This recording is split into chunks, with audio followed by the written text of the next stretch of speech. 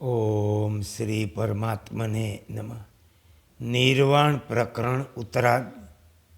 શુદ્ધ ચિત્તમાં થોડાક ઉપદેશથી બહુ પ્રભાવ પડે એ બતાવવા માટે ભૂષુંડે વર્ણવેલા વિદ્યાધરના પ્રસંગનો ઉપસાર. જીવન મુક્ત યા વિદેહ મુક્તના અહંકારનો નાશ થઈ જવાથી તેને સંસારની પ્રાપ્તિ થતી ન હોવાનું કથન. ભૂષુંડજી કહે કે હે મુનિ, હું આ પ્રમાણે ઉપદેશ આપી રહ્યો હતો ત્યાં તો તે વિદ્યાધરનો બધોય દસ્ય વિષયક સંકલ્પ શાંત થઈ ગયો. તેને સમાધિ લાગી ગઈ. મેં વારંવાર તેને હલાવી બોલાવી જગાડ્યો, પરંતુ પરમ નિર્વાણ પદને પ્રાપ્ત તે વિદ્યાધરે ફરીથી સામે દેખાતા દસ્ય તરફ નજર ન નાખી.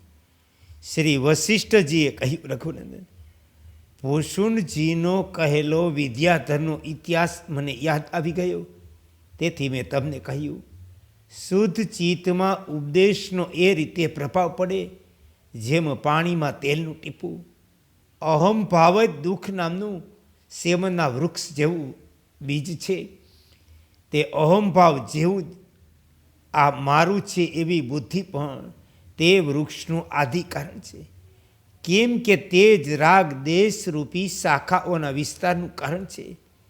પહેલાં બીજરૂપી અહંભાવ થાય, પછી વૃક્ષરૂપી મમત્વ થાય, ત્યાર પછી શાખારૂપી ઈચ્છા એટલે કે રાગ થાય. આ ઈચ્છા સેંકડો અનર્થોને ઉત્પન્ન કરનારી, સંસારના ભ્રમનું ધારણ પોષણ કરનારી. એ રઘુનંદન, મેરુ પર્વતના શિખર પર પક્ષીરાજ મુક્તાત્મા મુનિ કાકભૂષણજી મને ઉપર મુજબ વિદ્યાધરની કથા કહી ચૂપ થઈ ગયા. એ શ્રીરામ, ત્યાર પછી હું તે મુનિની અને તે સિદ્ધ વિદ્યાધરની વિદાય લઈને મુનિઓની સાથે મારા આશ્રમ પર આવ્યો.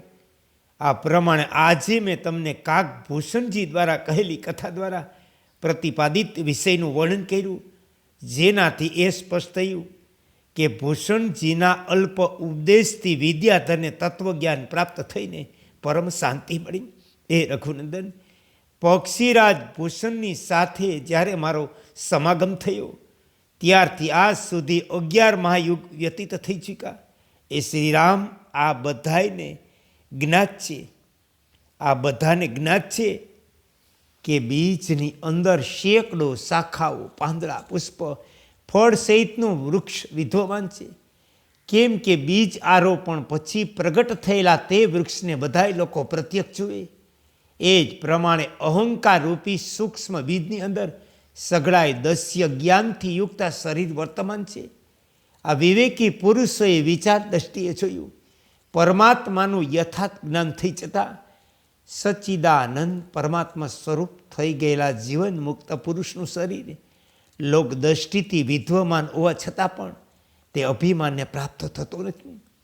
તેથી તેના દ્વારા સંસારરૂપી વૃક્ષ પ્રગટ થતું નથી. જે વિદેહ મુક્ત થઈ અતિશય આનંદ સ્વરૂપ પરમાત્મામાં પ્રતિષ્ઠિત થઈ ચૂક્યો તે પુરુષના બોધરૂપી મહા અગ્નિથી ભસ્મ થયેલા અસત સ્વરૂપ બીજની અંદર પછી સંસારરૂપી વૃક્ષનો આવિર્ભાવ થતો નથી. શ્રી વશિષ્ઠજી કહે, રઘુનંદન, સંપૂર્ણપણે નાશરૂપી મૃત્યુ કદી થતું નથી. એ રઘુનંદન, સંપૂર્ણપણે નાશરૂપી મૃત્યુ કદી થતું નથી. પોતાના બીજા સંકલ્પનું પ્રાણની અંદર પોતાના બીજા સંકલ્પનું થોડા સમય સુધી સ્થિર રહેવું મૃત્યુ કહેવાય. પ્રાણીની અંદર ચિત્ત છે. ચિત્તની અંદર વિવિધ આકાર પ્રકારનું જગત વિદ્યમાન. પુરુષના મૃત્યુ થઈ જતાં તેના શરીરમાંથી નીકળેલા પ્રાણ બ્રહ્મ આકાશમાં ભરેલા વાયુની સાથે એ રીતે ભળી જાય જેમ સમુદ્રનું જળ નદીઓ સાથે ભળીને એક થઈ જાય. આકાશમાં રહેલા વાયુની અંદર મૃત પ્રાણીઓના પ્રાણ છે. તે પ્રાણોની અંદર તેમનું મન છે અને તે મનની અંદર જગતની એ રીતે સ્થિત સમજો જેમ તલમાં તેલ રહે. એ રઘુનંદન, જેમ વાયુમાં સ્થિત સુગંધને આમ તેમ લઈ જઈ શકાય તે જ પ્રમાણે પ્રાણવાયુમાં સ્થિત આકાશાત્મક જગત આમ તેમ લઈ જઈ શકાય. જેમ ઘડાને એક જગાથી બીજી જગ્યાએ લઈ જવાથી તેની અંદરના આકાશમાં કોઈ ફરક પડતો નથી, તે પ્રમાણે સ્પંદન આદિથી યુક્ત ચિત્તમાં ત્રણેય લોકનો ભ્રમ રહેવા છતાં પણ ચેતન આત્મામાં વસ્તુત તે સ્પંદન અને ભ્રમ થતો નથી. જગત અને એનો ભ્રમ બંને પ્રત્યક્ષ નથી. જો પ્રત્યક્ષ હોય તો પણ વાયુ દ્વારા કરવામાં આવેલા પૃથ્વીના પરિભ્રમણ આદિને એના ઉપર રહેલા પ્રાણીઓ એ રીતે જોઈ શકતા નથી. જેમ નાવડીની અંદર બેઠેલા લોકો તેની ગતિને જોઈ શકતા નથી. તે ત્રણેય લોક દેશ કાલ ક્રિયા દ્રવ્યરૂપ છે.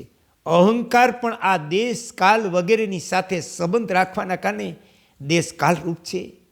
તેથી દેશ કાલ આદિ રૂપી જગત અહંકારમાં ભેદ નથી. અજ્ઞાનીમાં જે રીતે વિકલ્પ સંપત્તિનો ઉદય થાય તે પ્રમાણે જ્ઞાનીમાં તે ઉદય થતો નથી. ચેતન આકાશરૂપ પરમાત્મા સર્વવ્યાપી અનંત છે. એથી તે વિકલ્પ સંપત્તિ તેનું સ્વરૂપ ન હોવાના કારણે સત્ય સ્વરૂપ નથી. પરમ ચેતન પરબ્રહ્મ પરમાત્મા સર્વ સ્વરૂપ સર્વશક્તિમાન છે.